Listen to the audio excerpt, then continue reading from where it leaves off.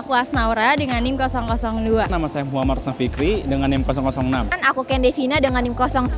Nama aku Safade Zafira dengan NIM 028. Kami dari kelompok 2 Media TVRI.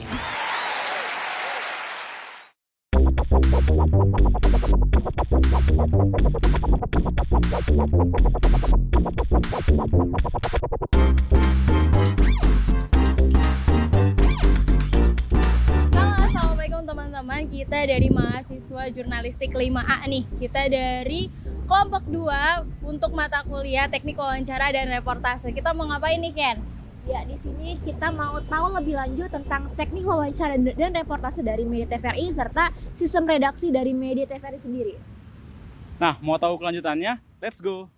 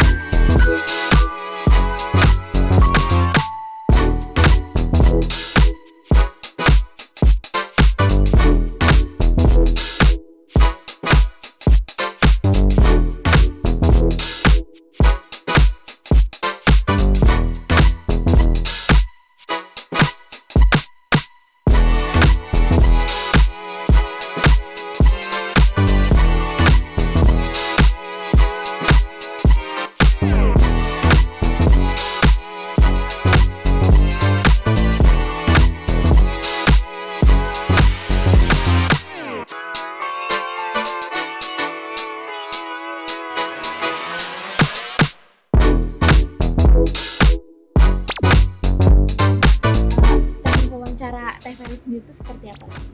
Yang pertama kita harus menguasai materi yang akan ditanyakan, kegiatan yang maksudnya liputan apa yang akan kita lakukan, kemudian kita pahami dulu liputan itu mengenai apa, kemudian dari situ kita bisa melihat menyusun pertanyaan untuk narasumber yang kompeten dari kegiatan itu. Nah itu dia. Kemudian dari situ baru kita jabarkan di naskah. Jadi kalau naskah seremonial sebenarnya kalau bagi kita nggak laku lagi. Jadi misalnya contoh seremonial, gubernur meresmikan MCK lah misalnya gampangnya itu kan. Nah maksudnya kita bisa ngangkat berapa banyak MCK yang diresmikan, itu kenapa, untuk lokasinya di mana bisa juga, tapi tidak acara seremonial yang undangan-undangan biasa gitu lah. Contohnya seperti itu. Oke, kalau misalnya untuk media TVRI itu apa sih yang membedakan TVRI dengan media-media lainnya? Yang paling gampang kita TVRI, kita satu-satunya TV yang dari ada RI-nya karena kita memang organiknya pemerintah gitu loh. Jadi kita memang nggak akan mungkin menyerang pemerintah secara langsung gitu kan. Tapi kita tetap memberikan kritik juga, tapi dengan kritik ada jalan keluarnya juga apa. Jadi semacam lebih kita apa istilahnya clearing house lah. Jadi kalau ada di hoax apa ya kita luruskan di pemberitaan kita gitu. Kalau misalnya kan sebagai reporter kita harus cekatan ya Pak ya. Iya. Nah, kalau misalnya dari TVRI sendiri itu pernah nggak sih kehilangan atau kecolongan narasumber, dan gimana kalau misalnya dari pihak TVRI sendiri untuk mengatasi hal tersebut? Kalau kayak misalnya kan dari satu kegiatan kita hanya menerjunkan satu reporter, sementara di situ banyak narasumber yang kompeten, yang terkait ataupun bisa juga kita tanyakan untuk materi berita yang lain. Nah itu tanggung jawab si reporter gimana caranya mendapatkan wawancara narasumber itu. Bisa jadi misalnya reporter kerjasama dengan teman-teman reporter atau kameramen swasta, TV lain untuk minta rekamannya, itu masih bisa dibolehkan di kita. Karena kita kan tayangnya juga dengan format kita sendiri, beda dengan mereka. Jadi kita hanya minta raw materialnya. Jadi setiap reporter yang mau mulai liputan tuh ada pelatihan khusus gak sih Pak tentang teknik wawancara atau tentang materi-materi? Kalau tentang setiap kegiatan nggak selalu, tapi kita ada rutinitas berapa bulan sekali tuh ada diklat. Ada diklatnya untuk reporter, terutama reporter baru lah. Kalau saya udah lama nggak reporter lagi, nggak diklat lagi. Tapi ada itu yang baru-baru biasanya, atau enggak reporter dari daerah, ada pendalaman materi juga ada di sini Jakarta di Balai Diklat. Sebenarnya Studio 2 ini tadinya kan Balai Diklat, tapi Balai Diklat rencananya mau dipindahkan ke Depok. Itu satu udah terpadu, jadi ada gedung penginapannya, ada kampusnya, ada sekolahnya di situ nanti. Misalnya pemilihan narasumber tersendiri dari TVRI itu gimana Pak? Dari TVRI atau dari produser atau dari reporter? Dari reporter. Reporter kan terjun ke lapangan, nanti di situ kan lihat, kan ada salah satu cara untuk mencari narasumber yang baik itu kan bisa name make news. Orang yang nama orang itu bisa memberikan berita gitu loh, itu name make news juga bisa.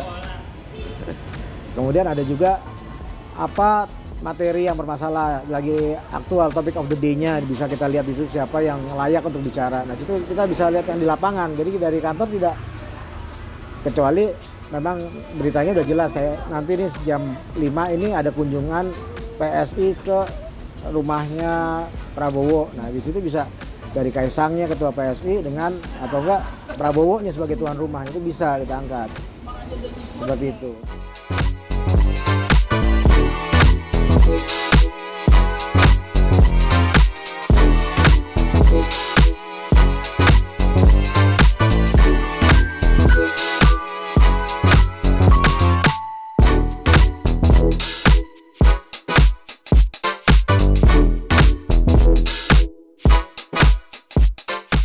Mendapatkan banyak ilmu, yaitu saya mengunjungi ruang redaksinya juga, bagaimana tahap mengedit dan mempublishnya.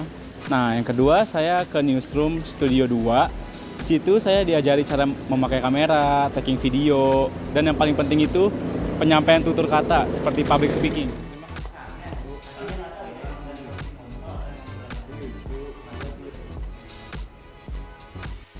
Berkunjung ke TVRI itu pertama sangat berkenang ya, apalagi kita diajarkan tentang cara produksi di TVRI seperti apa, bahkan kita diajak ke studionya langsung, dan terlebih narasumber itu tuh sangat welcome kepada kita gitu, pokoknya TVRI mantap. Demikian laporan kami langsung dari KPU Provinsi Bengkulu, kembali ke Jakarta. Oke.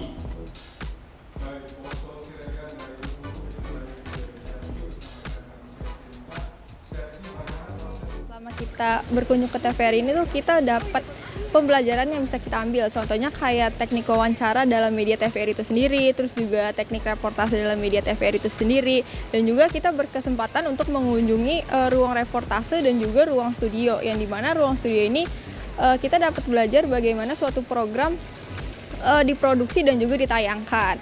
Nah pokoknya selama kita ke TVRI itu seru banget. Dilakukan oleh partai politik yang berlangsung hingga tanggal 18 Oktober tahun 2023. Demikian yang dapat kami laporkan kembali ke Okti.